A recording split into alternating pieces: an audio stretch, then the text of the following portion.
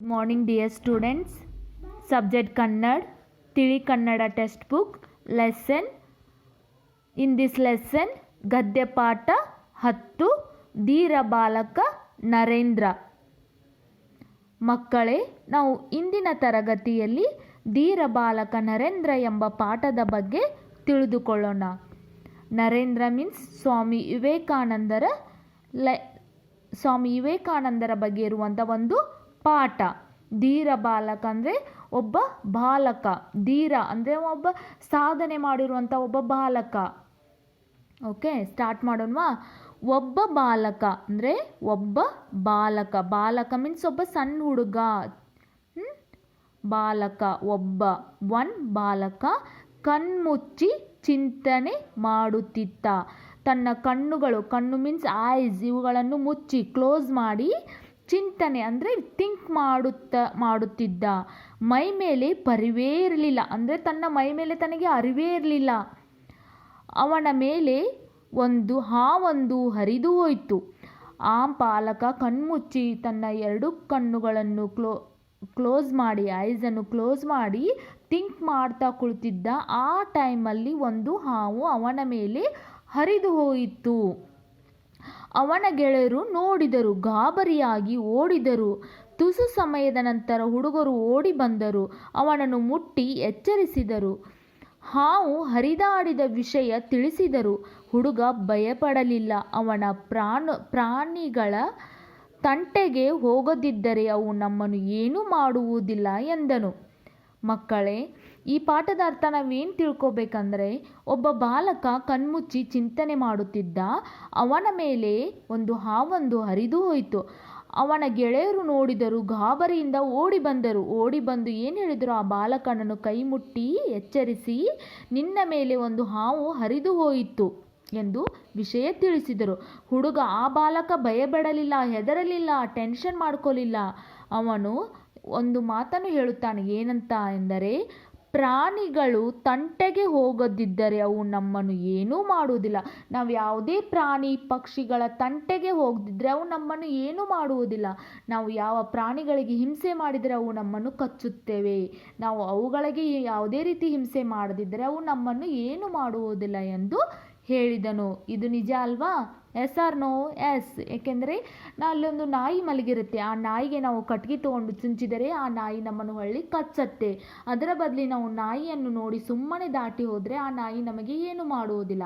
ಅದೇ ರೀತಿ ಹಾವು ಕೂಡ, ಹಾವುನೇ ನಾವು ಟಚ್ ಮಾಡಿದರೆ ಆ ಹಾವು ನಮ್ಮನ್ನು ಬಂದು ಕಚ್ಚತ್ತೆ. ನಾವು ಹಾವಿಗೆ ಏನು ಮಾಡದಿದ್ರೆ ಹಾವು ನಮ್ಮನ್ನು ಕೂಡ ಏನು ಮಾಡುವುದಿಲ್ಲ. ಈ ಹುಡುಗನ ಮನೆಯ ಬಳಿ ಒಂದು ದೊಡ್ಡ ತೋಟವಿತ್ತು. ಯಾವ ಹುಡುಗ? ಈ ಬಾಲಕನ ಮನೆಯ ಬಳಿ ಒಂದು ತೋಟ ಮೀನ್ಸ್ ಗಾರ್ಡನ್, ಒಂದು ಗಿಡ ಮರಗಳಿರುವಂಥ ಒಂದು ತೋಟವಿತ್ತು. ಅಲ್ಲಿ ಮಾವಿನ ಮರವಿತ್ತು. ಯಾವ ಮರವಿತ್ತು? ಮ್ಯಾಂಗೋ ಟ್ರೀ ಇತ್ತು. ಅವನು ಮತ್ತು ಅವನ ಗೆಳೆಯರು ಆ ಮರವನ್ನು ಹತ್ತಿದರು. ಅವನು ಅಂದರೆ ಆ ಬಾಲಕ ಮತ್ತು ಅವನ ಫ್ರೆಂಡ್ಸ್ ಎಲ್ಲರೂ ಕೂಡಿ ಆ ಮರವನ್ನು ಹತ್ತಿದ್ದರು. ಕೊಂಬೆಯಿಂದ ಕೊಂಬೆಗೆ ಹಾರುತ್ತಾ ಕೂಗುತ್ತಾ ಆಟವಾಡುತ್ತಿದ್ದರು. ಅಂದರೆ ರೆಂಬೆ ಕೊಂಬೆ, ಆ ಗಿಡ ಮರ ಟ್ರೀಗಿರುವಂಥ ಒಂದು ರೆಂಬೆ ಕೊಂಬೆಗಳ ಮೇಲೆ ಹಾರುತ್ತಾ ಜಂಪ್ ಮಾಡುತ್ತಾ ಜಿಗಿಯುತ್ತಾ ಏನು ಮಾಡ್ತಾ ಇದ್ರು?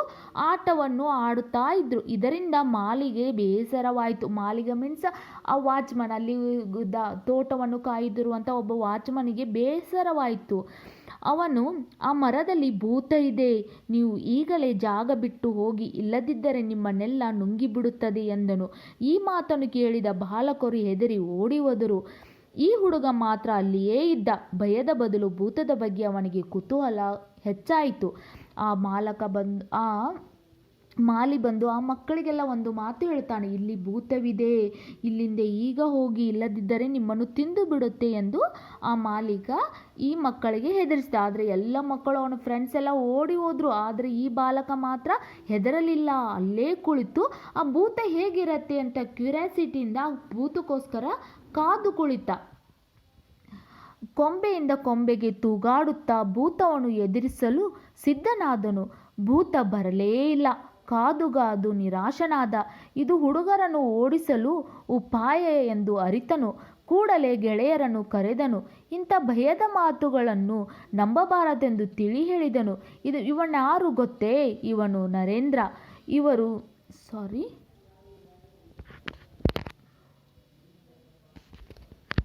ಸಾರಿ ಚಿಲ್ಡ್ರನ್.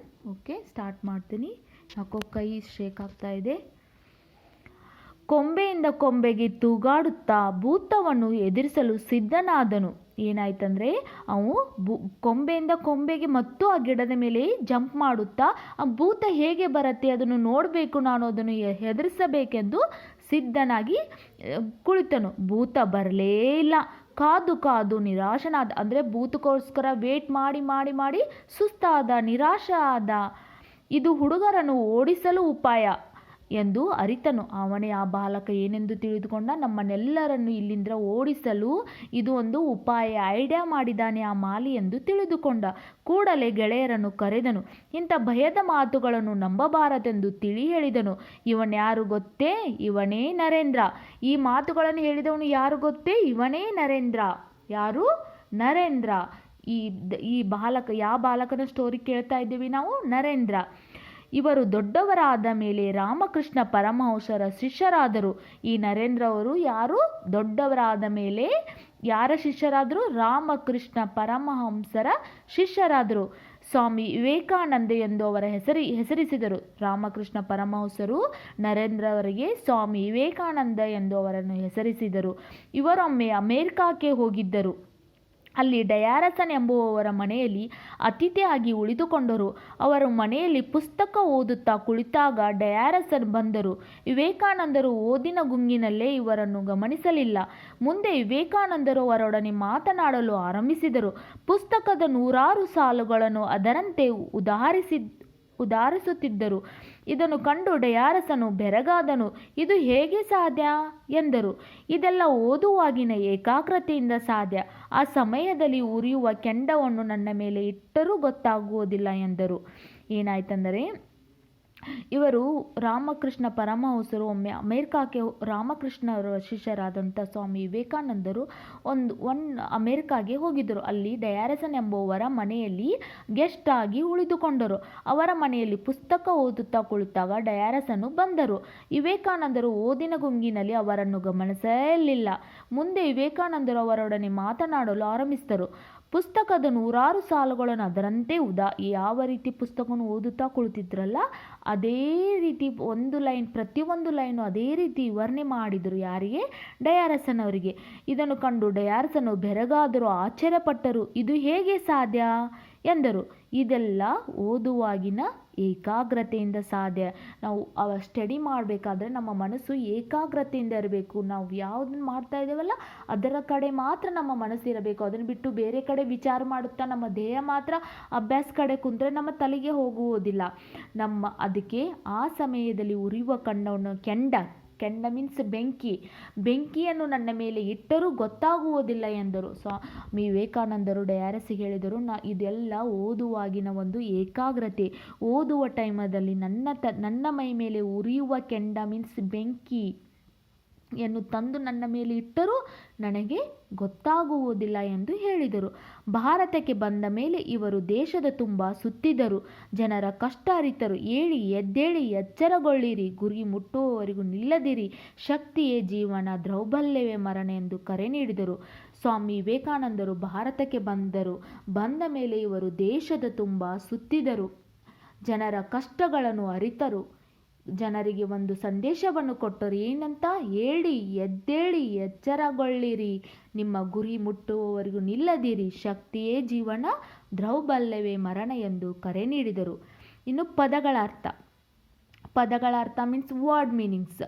ಅರಿ ಮೀನ್ಸ್ ತಿಳಿ, ಏಕಾಗ್ರತೆ ಅಂದರೆ ತದೇಕ ಚಿತ್ತದೆ, ಕುತೂಹಲ ಮೀನ್ಸ್ ತವಕ, ತಿಳಿದುಕೊಳ್ಳುವ ಒಂದು ಆಸಕ್ತಿ, ಕುಂಗು ಮೀನ್ಸ್ ತಲ್ಲಿನತೆ, ಮುಳುಗುವಿಕೆ, ತಂಟೆ, ಗೋಜು, ಉಪದ್ರವ, ಪರಿವೆ ಅಂದರೆ ಅರಿವು, ಮಾಲಿ ಅಂದರೆ ತೋಟ ಕಾಯುವನು, ಉಪಾಯ ಅಂದರೆ ಯುಕ್ತಿ, ಕೆಂಡ ಅಂದರೆ ಉರಿಯುತ್ತಿರುವ ಇದ್ದಿಲು, ಗಮನಿಸು ಅಂದರೆ ಲಕ್ಷಿಸು, ಚಿಂತನೆ ಅಂದರೆ ಯೋಚನೆ, ಜ್ಞಾನ, ದೌರ್ಬಲ್ಯ ಅಂದರೆ ಬಲಹೀನವಾದ, ಬೆರಗು ಅಂದರೆ ಆಶ್ಚರ್ಯಪಡು, ಸಿದ್ಧ ಅಂದರೆ ಸಮರ್ಥ. ಚಿಲ್ಡ್ರನ್, ನಿಮಗೆ ಈ ಗದ್ಯ ಪಾಠ ಯಾವುದು? ಧೀರ ಬಾಲಕ ನರೇಂದ್ರ ಇಷ್ಟ ಆದರೆ ಪ್ಲೀಸ್ ಸಬ್ಸ್ಕ್ರೈಬ್ ಮಾಡಿ, ಶೇರ್ ಮಾಡಿ, ಲೈಕ್ ಮಾಡಿ ಮತ್ತು ನಿಮ್ಮ ಸಪೋರ್ಟ್ ಕೊಡಿ. Okay, thank you so much. ನಿಮಗೆ ಈ ಲೆಸನ್ ಕ್ವಶನ್ ಆನ್ಸರ್ ಕೂಡ ನನ್ನ ಚಾನಲಲ್ಲಿದೆ. ನೀವು ಸರ್ಚ್ ಮಾಡಿ, ನಿಮಗೆ ಈ ಪಾಠದ ಪ್ರಶ್ನೆ ಉತ್ತರ, ಅಭ್ಯಾಸ ಚಟುವಟಿಕೆಗಳು ಪ್ರತಿಯೊಂದು ಸಿಗತ್ತೆ. ಬರೀರಿ, ನೀಟಾಗಿ ಸ್ಟಡಿ ಮಾಡಿ, ಕನ್ನಡ ಸಬ್ಜೆಕ್ಟಲ್ಲಿ ಹೆಚ್ಚು ಮಾರ್ಕ್ಸನ್ನು ತೆಗೆದುಕೊಳ್ಳಿ. Okay, thank you so much children. Bye.